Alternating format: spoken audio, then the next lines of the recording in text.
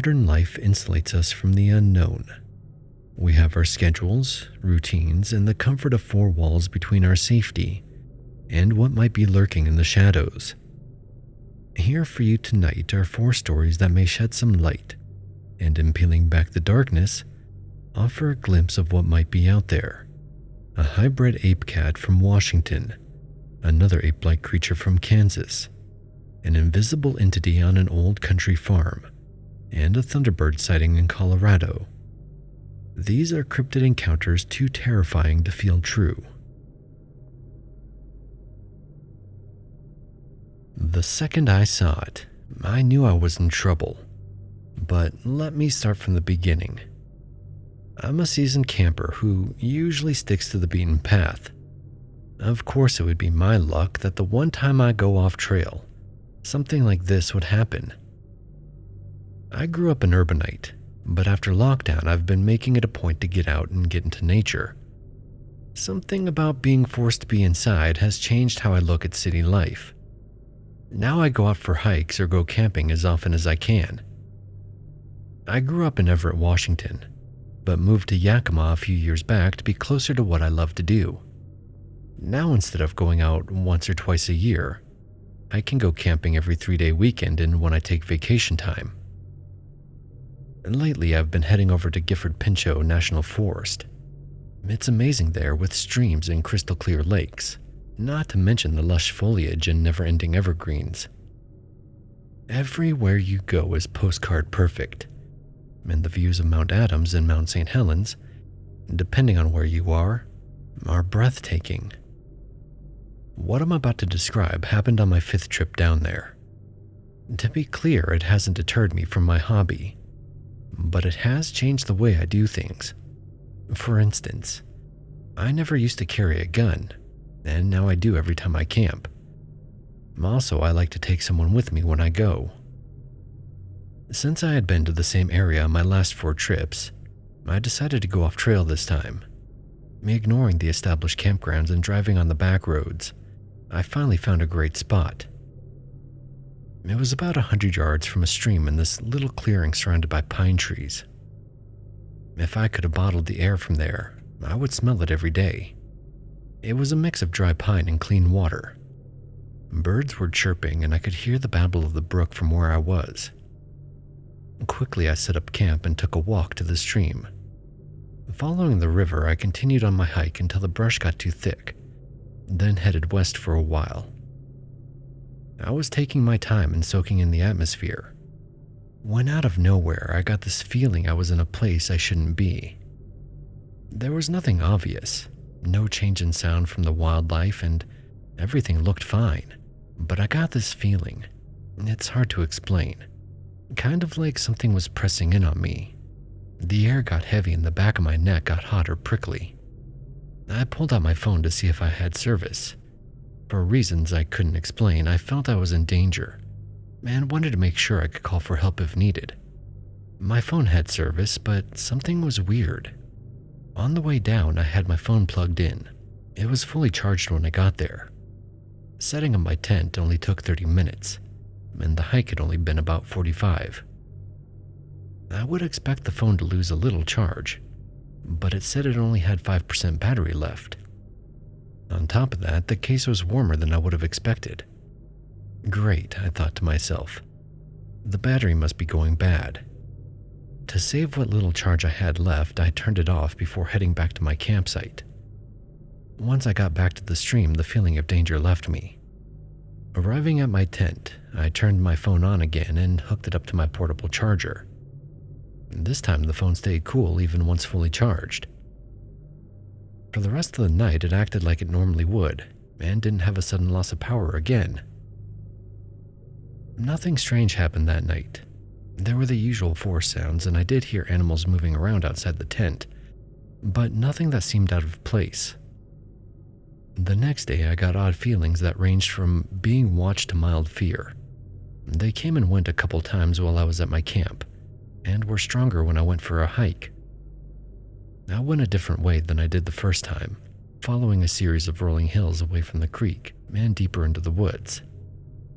I picked up a game trail and wandered down it for half an hour before I got a burning sensation on my leg. Reaching into my pocket, I pulled out my phone. This time it was hot, so hot in fact it had turned itself off. It was then that the feeling of dread came back. It was oppressive, almost stiflingly thick. I've had panic attacks before, once or twice in my whole life, and this felt nothing like them. I could feel the air was cool and refreshing, but something inside of me was claustrophobic. My breathing was relaxed, my body was relaxed, and yet the lizard part of my brain was telling me to be on lookout. Knowing what I was feeling was irrational, I kept on my walk. My eyes calmly scanned the woods. My ears were focused on anything that might sound unusual. Not in a skittish way, but in a composed, calculated manner. This went on for about 10 minutes. Birds were chirping and a couple of squirrels ran across the path. It was business as usual in the forest. Then I saw it, out of the corner of my eye. A dark figure on 4 legs bolted between 2 trees around 5 yards to my left. I only saw it briefly, but I could tell it wasn't a deer or a bear. If anything, it moved in a feline way, graceful, swift, and silent. My brain scrambled on what it could be. Mountain lion, maybe, but it was black and not tawny. It looked too big to be a bobcat. Possibly a coyote, but it didn't move like one. I had heard that wolves had been moving south. Again, though, the color and movement didn't match up. I reached for the bear spray on my belt and started to back up. Whatever it was, I didn't want to turn my back on it. Slowly, so not as to spook it, I retreated. Then there was a branch that cracked to my right. My head snapped in that direction, and I saw a black streak darting in the shadows. It took everything I had to not bolt from there as fast as I could. My heart was in my throat and sweat beaded on my forehead. From deeper in the woods, I could hear something walking, just beyond a small mound I couldn't see past. I fixated in that direction, still holding up the bear spray. Judging by the rhythm of the steps, it was definitely 4-legged. Closer the steps came and the tension grew to bursting. Right when I didn't think I could take it anymore, I heard laughter. That sound of humanity brought a wave of relief over me. Letting out a deep sigh, I began to relax. Shortly after that, 2 hikers crested the mound. Both of them stopped abruptly and looked a little confused. Then I realized I was still standing there with my bear spray out. Wiping the sweat from my forehead, I quickly introduced myself and explained what I thought had been happening. Both of them looked at me a little side-eyed, but finally came around and offered to walk with me back to my camp. While walking, I went into further details, telling them about the day before and the odd feelings I had been getting. I left out how my phone had been acting funny. It wasn't clear if that was relevant at the time. They listened and asked a few questions, then said they weren't exactly sure what it could have been, but if it was a cougar, they suggested I would be safer somewhere with more people. One of them said that they walk in the area often and had never heard of cougars back there, but anything's possible. Once back in my tent, they offered to help me pack up if I was going to move sites. I told them thanks, but I was going to sleep on it. If anything, I'd cut my trip a day short instead of packing and unpacking everything. There was no firm proof it had been a cougar, no footprints, scat, or any other signs of one in the area. Nothing except some odd feelings and a glimpse of something black, which I began to convince myself was my imagination. They said good luck, and reminded me how to get a hold of the rangers if I needed to. Then they headed off towards where the road was. That night was a restless night. I tossed and turned in my sleeping bag, unable to shake the feeling I was being watched. Every so often I would stop and listen because I thought I heard something, only to be met with the sound of crickets and running water. I went to check my phone to see what time it was, but it wouldn't turn on. My charger showed it still had power, but the phone wouldn't work even though it was plugged in. I figured it had finally gone tits up. Then, with a sigh, went out to relieve myself. I took my flashlight, but the moon was so bright I didn't even bother turning it on. So there I was, a ways away from my tent, doing my thing, when I saw a pair of small red orbs hovering in the shadows, about 70 feet in front of me. At first I thought I was half awake, but then I remembered I hadn't even slept. Then I looked really hard at them and noticed they weren't red orbs. They were eyes. I could see them blink and the pupils in the middle. They moved up and down with the timing of the soft, deep breath I could now hear. In a rush, I put myself together and turned on the flashlight, hoping to scare away whatever animal it was. That was a mistake, and the image of what I saw is forever burned in my mind. Once I turned on the light, I got a good look of what was out there. It was black, pure black, about 5 feet tall at the shoulder and on all fours.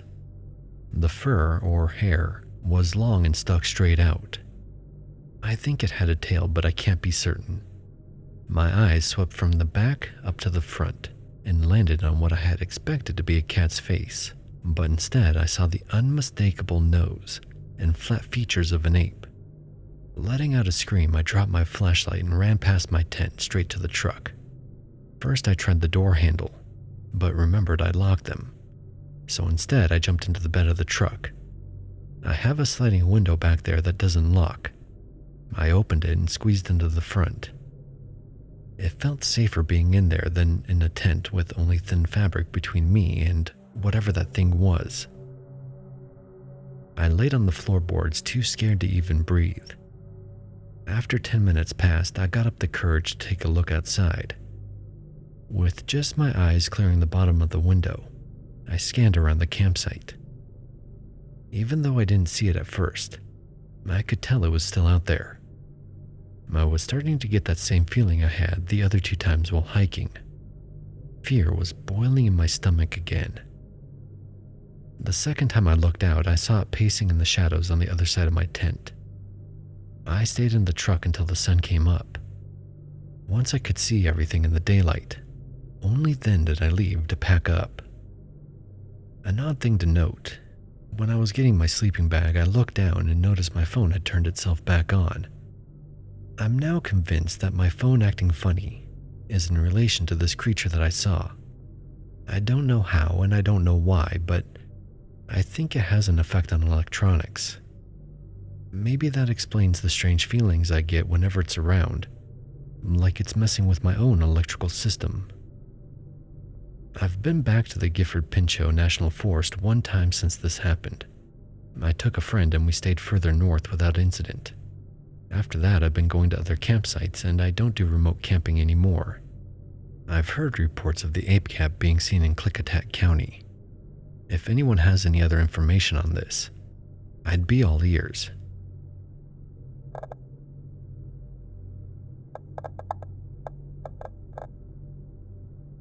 Growing up, I lived in eastern Kansas. It was a really small town. Some might call it more like a village. Around 10,000 people lived there in total. There wasn't much to do as a young teen. I played sports mostly.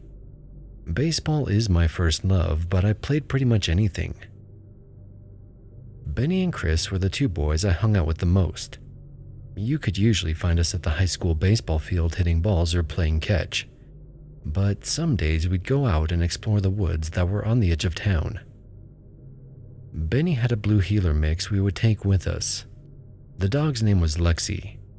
She was a good girl, but would chase anything on 4 legs when we went out, which sometimes got her into trouble, like the time she went after a skunk.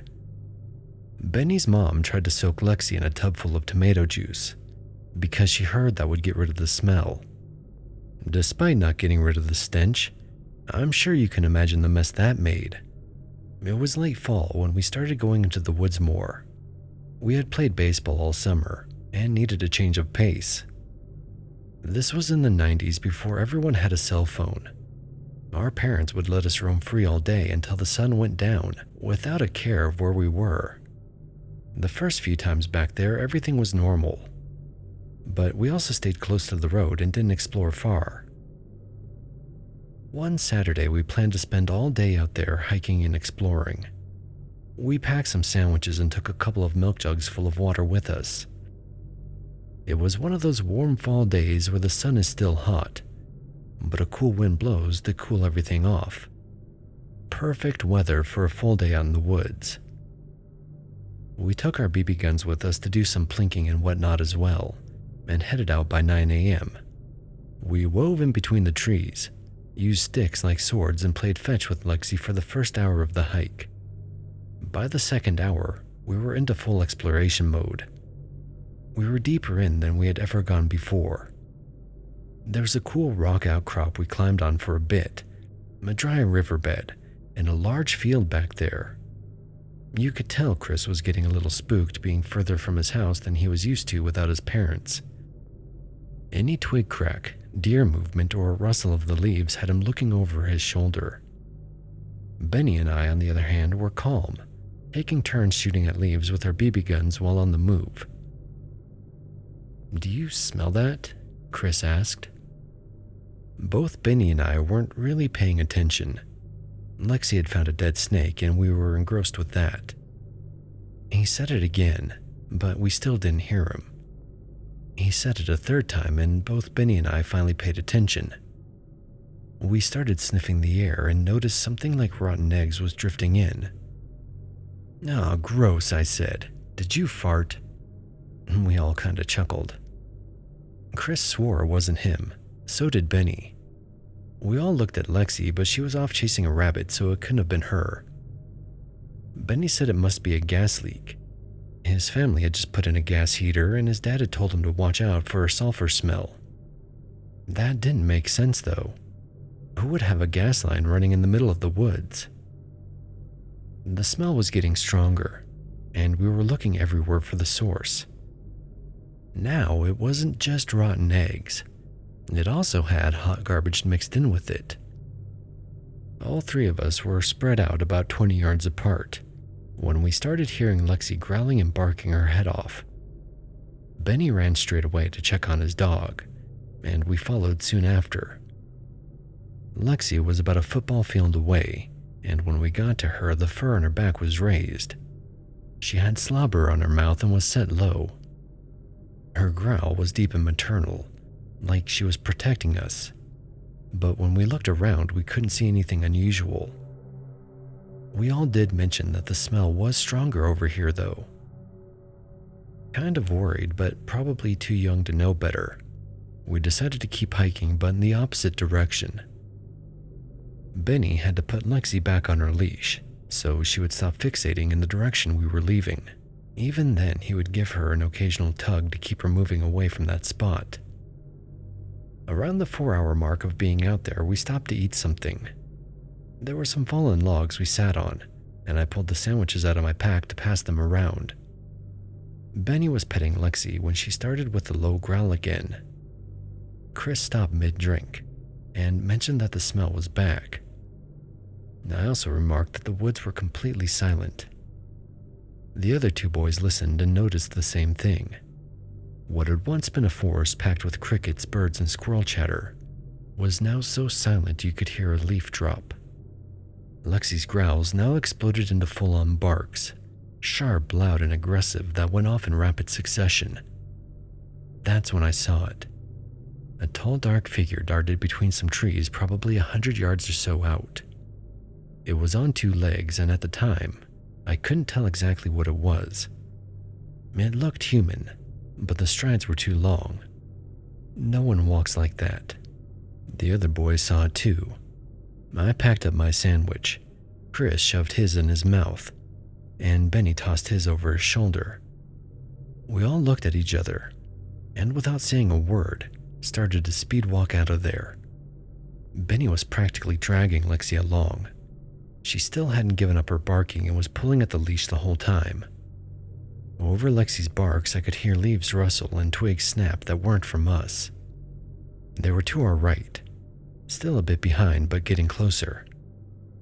My heart began thumping against my ribs, part from the speed of the walk, and part from the adrenaline dumping into my veins. Chris was kind of freaking out. He kept repeating, "Oh boy, oh boy, oh boy," and his face was white as a ghost. Benny was getting left behind because he kept having to fight Lexi. Even though we didn't know exactly what was following us, the way Lexi was acting and the strange smell had us spooked. "Guys," Benny said, "I can't hold her." I looked over and watched as Benny's fingers slowly lost their grip on the leash. Lunging for her, I missed as she took off and I landed face down in the dirt and the leaves. Lexi must have had part greyhound in her, because she was a blur and gone in seconds. Benny and Chris went after her, but now Chris's "oh boy" had turned into "oh shit." Whatever had been following us was now running for its life. It was pretty fast too, and had stopped hiding. It didn't last long because Lexi and the thing were both faster than any of us boys. But for a brief second I got a decent look at it. It was on two legs at first, about 25 yards away. So I have a rough guess of its height compared to the trees, and I would say it was between 7 to 8 feet tall, covered in dark hair or fur. The exact color I couldn't tell you. It looked back to see where Lexi was, and that's when I saw its face. It wasn't human. Since this sighting, I've gone looking online every so often to see if what I saw has been identified. I've looked at pictures of Dogman, Sasquatch, you name it, and while close, none of those have been a good match. It had a snout, so it wasn't human looking, but the snout wasn't like a dog's. It was more blunt and shallow. The best I've come up with is something like a baboon or a mandrill, although not colorful like the mandrill, but kind of the same shape, if not more flat. Despite the face, I call it an ape because it didn't have a tail. That's the best description I can give, because after it looked back for that split second, it went to all fours and both Lexi and it disappeared over a small hill. We kept on in the same direction we were going for another 10 minutes. Benny was calling for Lexi the whole time. She finally came back to us exhausted and with a satisfied look on her face. Benny checked her over and she wasn't hurt. There were no signs of blood on her either. I think she was happy she kept us safe, but boy was she thirsty. After letting Lexi rest and drink some water, we went home as fast as we could. Nothing followed us and there were no more smells. Lexi probably scared that thing half to death. After that, we stuck to our usual area when going into those woods. We never went that deep again. A few months later, there were a couple of hunters that said they saw something back there, but they couldn't say what it was. After that, there were no more reports, so maybe it moved on or something. I'm not going back there to try and find it. I'll stick to my internet searches to see if someone else sees it too. All I know is that there are things out there we still don't understand.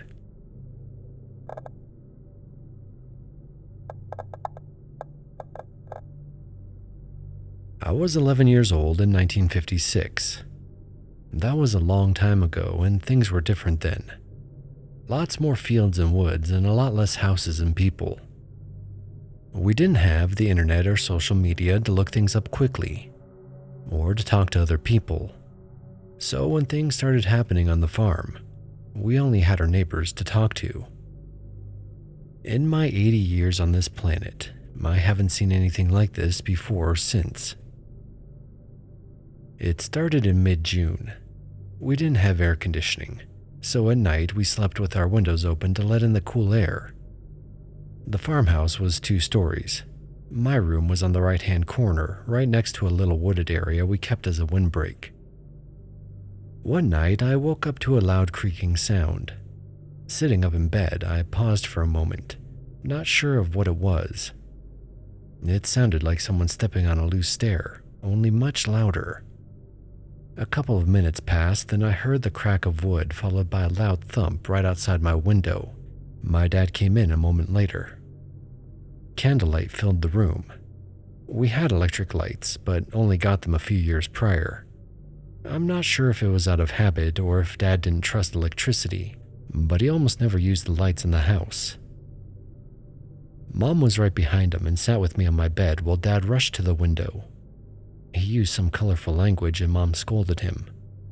He couldn't see what happened from the window, so he told me to get dressed and meet him downstairs. I threw on some pants and shoes and followed after him. He was already opening the gun closet. He told me to hold the light while he got out his shotgun. I was supposed to go outside with him so he could use both hands if he needed to. Mom protested, but Dad told her I was old enough to help. Besides, it was probably some pesky raccoons, and he was just going to scare them off.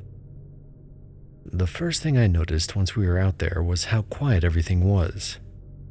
The crickets had stopped chirping and old Mr. Owl wasn't even making a hoot. Walking along the side of the house, I realized I was holding my breath. The air felt heavy like it does before a storm, but there weren't any clouds in the sky. For no particular reason, the hair on my neck was standing up. Dad was right. It was only raccoons, I thought to myself. Right when we turned the corner to my room, a loud crack shot through the night. Dad whipped his gun up towards the trees, following the direction the sound came from. When I looked up, I couldn't see a thing. Only the branches were dancing and swaying, but there was no wind to move them. Then the strangest thing happened. A branch flew off a tree and came straight for the candle. Naturally, I moved out of the way, but the movement blew the candle out. Now we were out there in the dark. Something was throwing things at us, and we only had a sliver of moon to see by. Dad was cursing up a storm now. I could even hear Mom from inside the house tell him to watch his language. Dad had the gun up, looking this way and that, trying to figure out what was happening. The trees started to burst with sound, all the branches rattling at once, it seemed. After taking a deep breath and composing myself, I looked up to see what was going on. That's when I noticed all the branches weren't moving at once exactly. They were moving in rapid succession, so it would start on the left and move to the right. Then it would go from the right and move to the left, but very fast like. Almost as if something was running back and forth up there. This went on for about a minute before it stopped all of a sudden. My dad looked around wildly, trying to figure out what happened. I realized I was holding my breath again. With a loud sigh, I let it out. Then I noticed the air felt normal and the crickets had come back. We stayed out there another 5 minutes before heading in. Things went back to normal for about a week. Since I didn't have school for the summer, I was helping out with chores during the day. One morning at around 7 a.m., I was on my way back from milking the cows when I heard a whole lot of commotion coming from the hay barn. Not knowing what it was, I ran to take a look. Bales of hay were being tossed from the loft. After one or two were thrown down, another bale was torn to shreds. I ran to get my dad and let him know what was going on. By the time we got back, there was nothing left but the mess. Dad went up to take a look. There were no footprints or any kind of sign of what had been making the scene. We cleaned it all up and went back to the house for lunch. Nothing else happened for a while after that. July came and went, and we started to forget about the strange things that had happened. Then about midway through August, right when summer is getting the hottest, a few of the animals disappeared. 3 chickens went missing in 3 days. There were no feathers or bodies found, not even a trace of blood. Usually a fox would leave some kind of sign. Even hawks or other birds will have some evidence. In this case, there was nothing. The following week, another chicken disappeared. Dad got the idea that we should do a stakeout to see if we could catch the critter that was responsible. He and I stayed out by the coop for 4 nights, sleeping under the stars and taking turns on lookout. That last night, all Dad did was complain about how much his back hurt. But around midnight, something finally happened. Dad was dozing off with his back against a tree. Everything went silent, and that's when I felt the air pressing down on me like it had that first night. I was watching the coop. The fence to the chicken run shivered. Then the gate opened. At first, I didn't believe my eyes and thought I was dreaming. After giving myself a quick pinch and rubbing my eyes, I knew that I was awake. There was nothing there, but something had opened the gate. I shook Dad awake and whispered what I had seen. He sat up, and then we both saw a chicken, fully asleep and floating in the air. Motioning to me to be quiet, Dad led the way as we snuck closer to get a better look. There wasn't any cover up to the gate, and we must have been spotted quick, because the chicken stopped in midair and then hit the ground with a thud. That poor bird woke up startled and started clucking and running all over the place. Dad ran to the gate, but it opened and closed before he got there. We knew the thing had taken off, and without being able to see it, we had no way to track it. There never were any footprints somehow. The next day, Dad put a lock on the gate and a fence over the top of the run as well. After that, no more chickens disappeared. Dad asked the neighbors if they had anything odd happening around their places, but none of them admitted to it if there were. He even asked in town if anyone had things missing or heard any strange noises. He didn't get specific with his questions, mainly left them vague for fear of what others might think. Mostly made it about the chickens that had vanished. No one admitted to anything happening, so it seemed like we were the only ones. The last thing that happened was in the first week of September. I was riding my bike home from school, going down the country road that followed our wheat field, when I saw something pushing through the grain. It didn't look that big. I could see a rough shape of the thing by the wheat it displaced. I'd say a little thinner than a grown woman, if that helps. How tall, I can't say for sure because I never saw it, but taller than full-grown wheat, I can tell you that. It was coming in my direction, perpendicular to me. I don't know why I did what I did next. I wasn't scared. I stopped because I thought maybe I could catch the thing. It was moving pretty fast, about as fast as I could run if put to it. Hopping off my bike, I stood in the road with my arms spread wide to catch it. In a few seconds, it hit the edge of the wheat.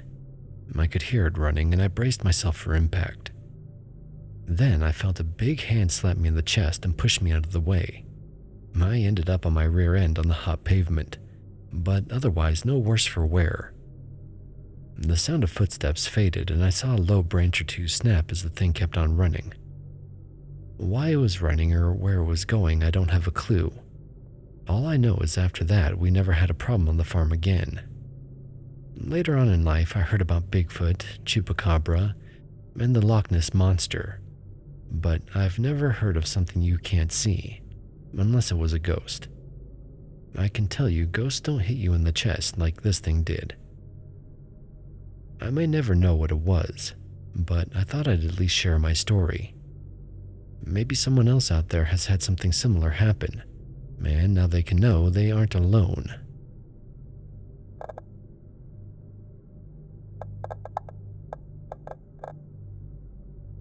This story isn't very scary. Well, not in the sense of a horror movie at least. It was frightening to me when it happened, because I thought I was going to be lost in the wilderness. I also know not everyone is going to believe this, and that's okay. You don't have to, but maybe it'll get your curiosity going on what might really be out there. Bird watching has been a hobby of mine for a while now. After stopping at every spot close to my house, I figured it was time to branch out. This is what led me to being in the woods 4 hours from where I lived, in the middle of some state land nestled next to the Rockies.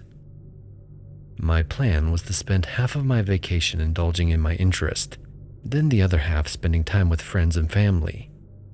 A perfect split for the 2 weeks I had off. The cabin I rented was a small A-frame, about a half-an-hour drive from the area I was planning to stalk for the week. So far, the location had paid off. I was able to see some magnificent birds I wouldn't have been able to near where I lived.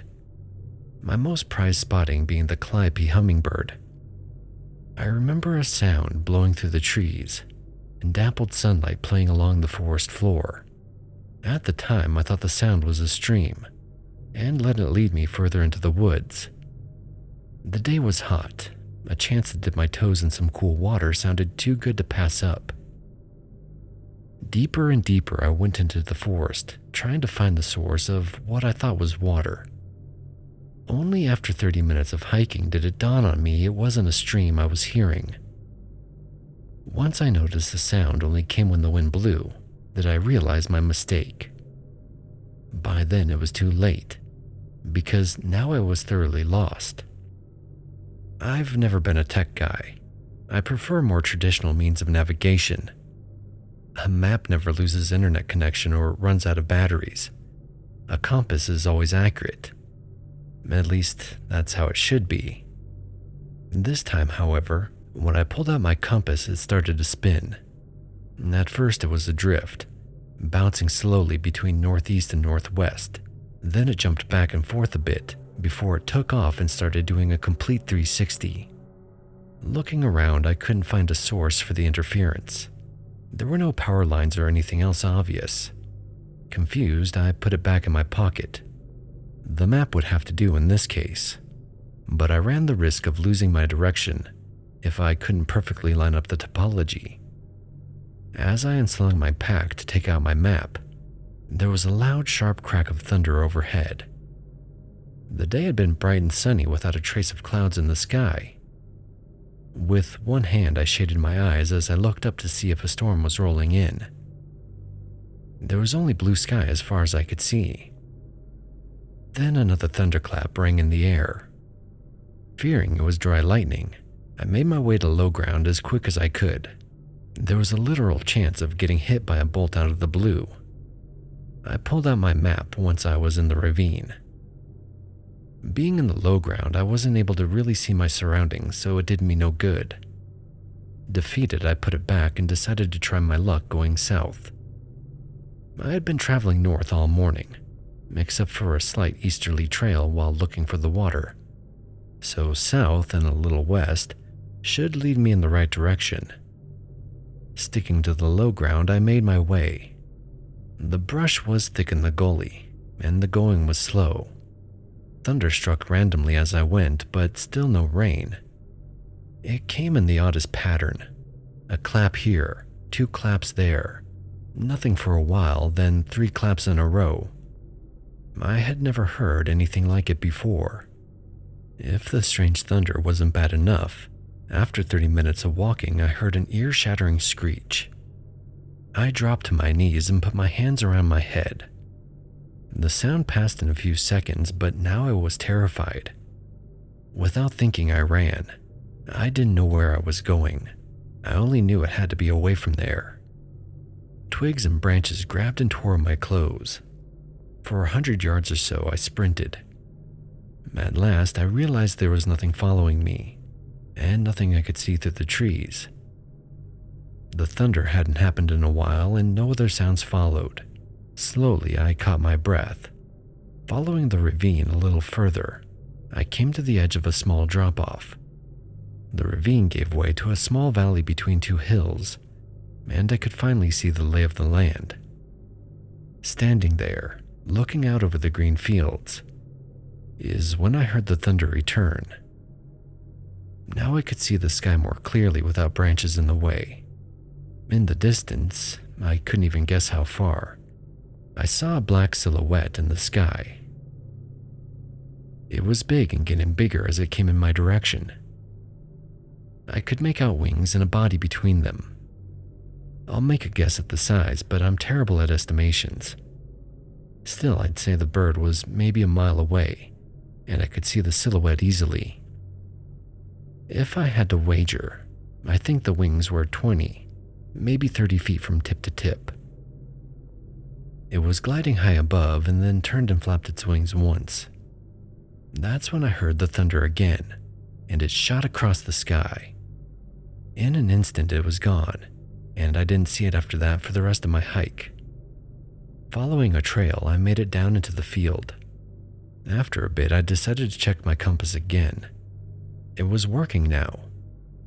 Of course, this is all speculation, but I never saw this thing shoot lightning from its eyes or anything like that, so I can't say for sure what it was that caused my compass to go haywire.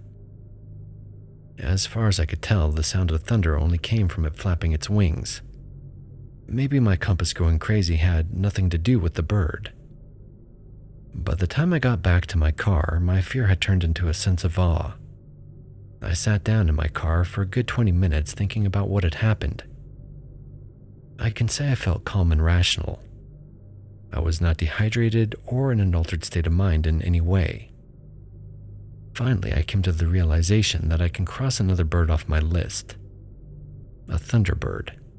One that only a handful of people have ever seen, and by all accounts, shouldn't even exist. You have been watching Neon Noir, a Radion production brought to you by Spoopy Cola.